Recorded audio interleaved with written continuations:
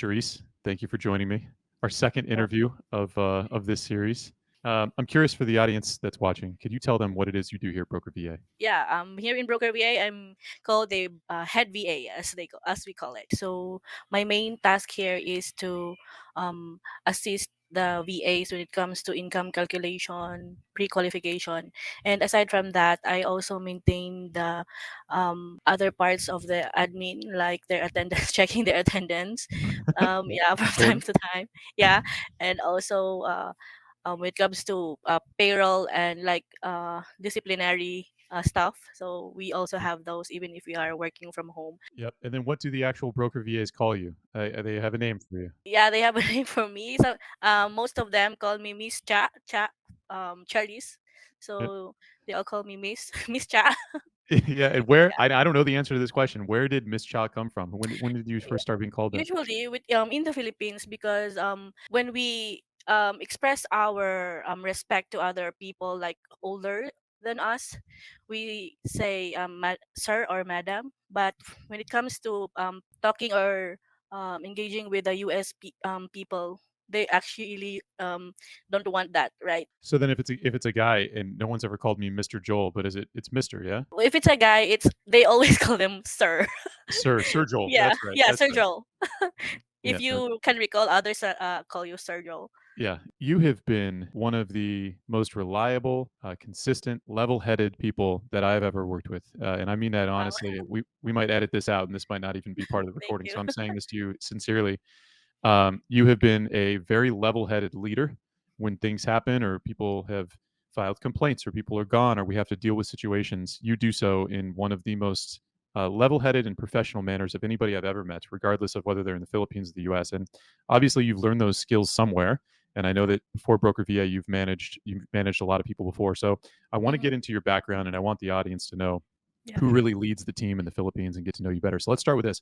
What did you go to school for? So I am a graduate of Bachelor of Science in Computer Science. So way different. I mean, different field when when it comes to income calculation or loan processing in the U.S. How did you go from computer science, computer engineering to mortgage? How did you get started in this field? Okay, so basically, I am a breadwinner in my family since I was studying. So what I do is that when I graduated, I make sure that my goal only is to get a job, and that's it. And then I landed up the Philippine Airlines as a ticketing agent, and then I stayed there for 9 months until my uncle told me that he knew someone who is building a new company, US based company, and is there looking for someone even with zero background in US processing. So I tried my luck, uh, and then my uncle funded my airplane tickets back and forth until I got the job. I don't even know what a mortgage, what the word mortgage mean that time, so I have to Google it. So and I cannot even pronounce it too. Is it mortgage or mortgage?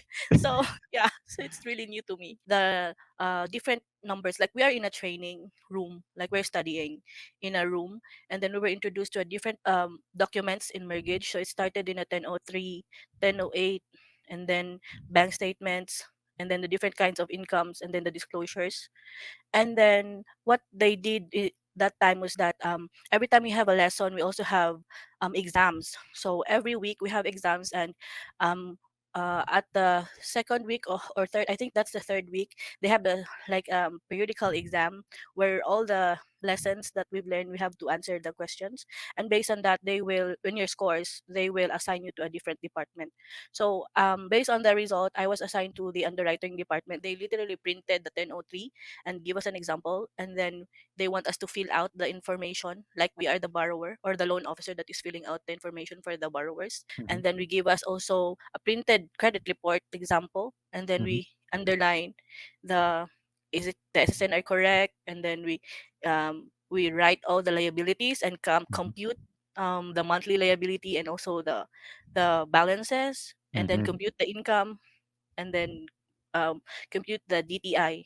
mhm, So every items in the 1003 we fill it out, and then mhm, they check it also one by one. Also the asset, the declaration, the prepaid, mhm. yeah, the prepaid estimates, the EMD, as a earnest money of if how much, Mhm. depends on the scenario that they give us. Incredible. So you, for those first few months, you must have just been studying like crazy. Out of 20, I was one of the five. So we only Mhm. have five certified underwriters before. Mhm. So from there, we that's the start where I underwrite files on my own. I was able to underwrite because 2007 it was like there's a really a lot of loans before. So I Mhm. underwrote like 10 files a day. And Mhm. since I'm single and I really need money, I even like work until 12 hours a day just to do overtime because it's also an extra income for me. Gotcha. So yeah, for years I did that. So you passed the first test. Then there were 20 of you. They took 5 of you. They assigned you to the underwriting division. Was that the best division to be in? Was that the one that everybody wanted to be in? Did that? It really depends, but for me it was the best division because it has the higher pay rate. Yep. Yeah. But it's risky though because you need to study and you have to be very careful on your decision if whether you approve, suspend or deny the loan. Yep. So for me it was I think for me it was the best division for me because aside from it's the challenge, every file is different. So it's not like a same scenario every day, so you'll not get bored. And the computation of the income and also other aspects, they keep you awake in the night. I mean, we're working graveyard, so it will Yeah. keep you awake. And Yeah. also it's also fun to see like the appraisal report. Oh, they have a nice house, wow. We were amazed. I'm Yeah. amazed to see, wow, how big their houses, the Yeah. houses are with pool, which is not normal in the Philippines. Only rich people have Yeah. those. Yeah, so it's really a very good department.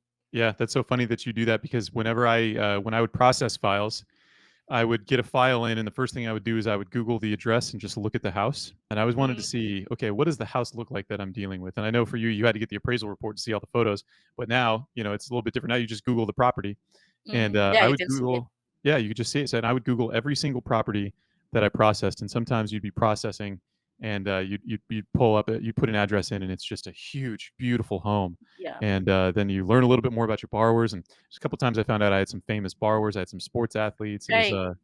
It's fun because they don't know anything about you. They don't care. For me, they don't care who's processing their file. I'm just a processor. But yet Mm-hmm. I go and I see their tax returns and how much they make. I get to see their bank statements, how much is in the bank.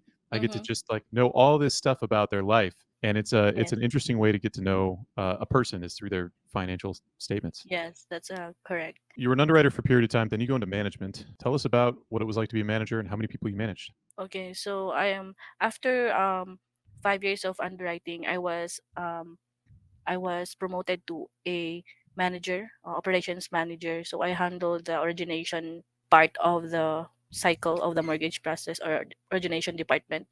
I handle the setup, disclosure, the account manager department, the documentation department until the verification and until it funds. So And for the audience watching this, I really did not realize, Therese, how many departments you managed, and I truly am curious. How is that? So, and you haven't answered this yet. How many people total was this that you actually reported to you?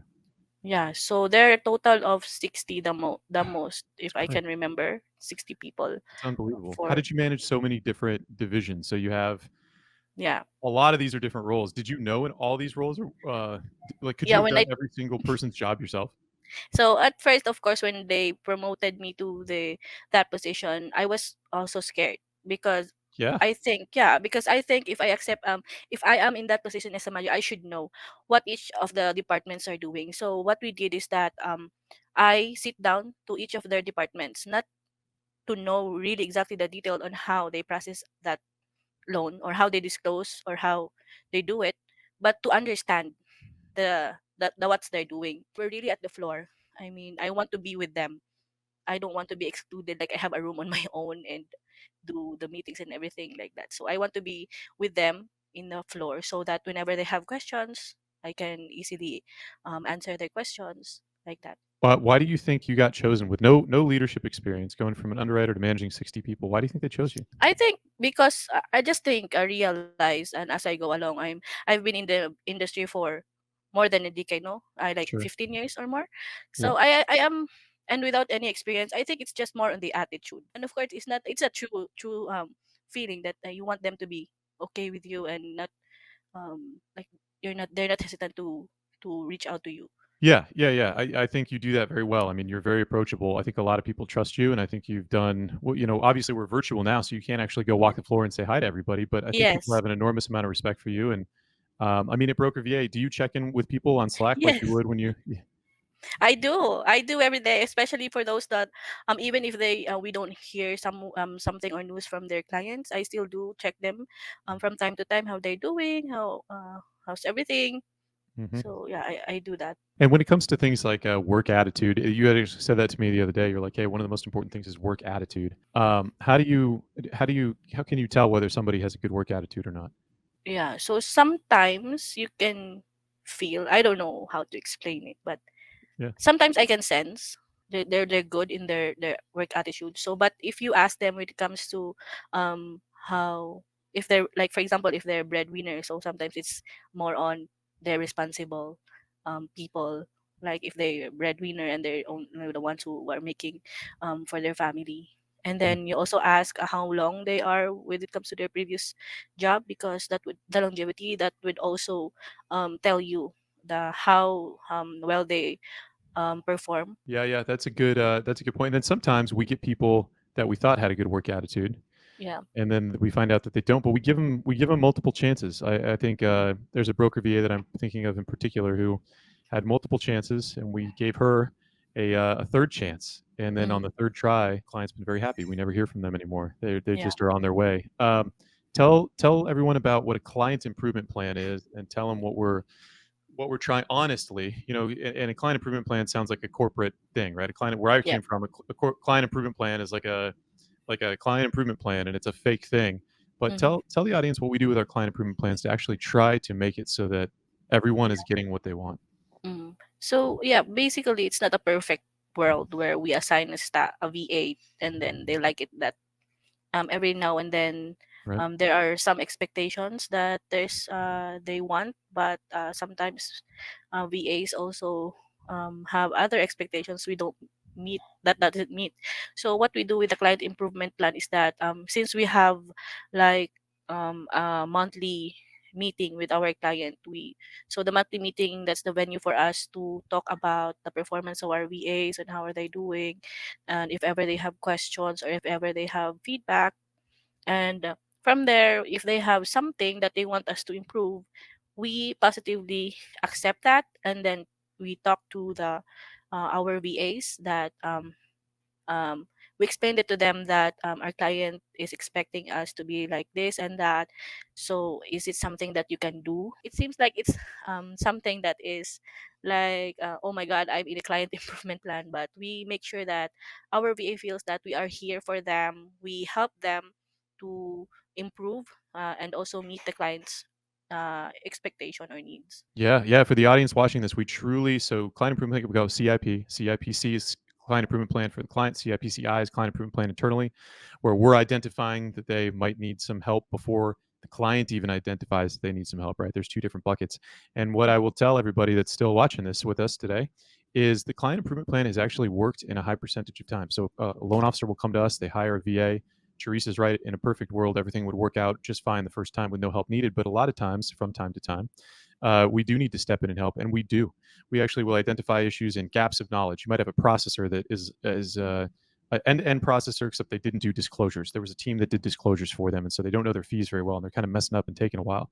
Well, we can take that feedback, put them on a client improvement plan, which means we're meeting with them every single morning, and then we're meeting with the client once a week, and we actually see the broker VA as long as they have a good work attitude, as long as they accept. One of the things, Therese, that you said is we positively accept the feedback. And as long as we have somebody that positively accepts the feedback as well, wants to learn, wants to get better, wants to improve all the time, then the client improvement plan actually improves their performance. They develop more skills, they get going faster, and then on their way they go. And that's what we want to see. We want to see the first couple of months, we're just kind of trying and working with them and supporting them. And then after that, a lot of our broker VAs for a very long period of time who've been with us now for over a year, they just go into the sunset together as a part of a team, working together and enjoying what they do. And that's really what the client improvement plan is all about. What do you like about being a broker VA? Okay, so what I like being a broker VA is that I have work-life balance. I mean, that is because um, I am working from home. I don't spend 4 hours of travel to go to the office, and the 4 hours I spend it with my family. So I work 8 hours a day, 8 hours of sleep, I hope, and 8 hours for the family and friends. Yeah, so that's a really a big difference that I saw um, when I was in corporate. It's not this way. I mean, I have a life. Yeah. Yeah, uh, that's but and then also aside from that, because when I was in a corporate world, I've been working with the lender side, and with broker BVA, I'm working with the broker side, so it gives me more knowledge about the mortgage cycle, and I like knowing new things. I like to learn new things. That's why it's also for me a really good decision to be to be here in broker VA. It's not just like um as this a task that is the same thing that I do over and over again. It's new. It's new every day also when it comes to the scenarios. So yeah, that I like it. That's what I like about broker VA. Also, we're casual. I mean, the people that we have here is like you're talking to somebody. And before, in a corporate office, I talk to presidents of the company or the CEO of the company, which I am scared. I mean, afraid maybe, because I cannot really express well because of, I mean, oh my God, they're big people and something like. But with broker, I can talk freely without any judgment to you, to other people, to any other business owners. When Mhm. I talk to the clients, CEOs, they are also their own CEO of their companies. That Mhm. I'm not. That was also thank you, Joel, for that opportunity, because I think I have gained confidence on those tasks that you have assigned to me. I know Mhm. that I've been talking to clients before, but it was like with other managers also and superiors. But Mhm. with broker VA, it is on my own. At first, you're there, you're guiding us. That's Mhm. also part of it. That you're Mhm. really supporting me Mhm. when I was starting, and Mhm. then you just release me like all of that, and then I can do it on my own already. Mhm. So yeah, the support is there, which we also do to our VAs. We help Mhm. each other also.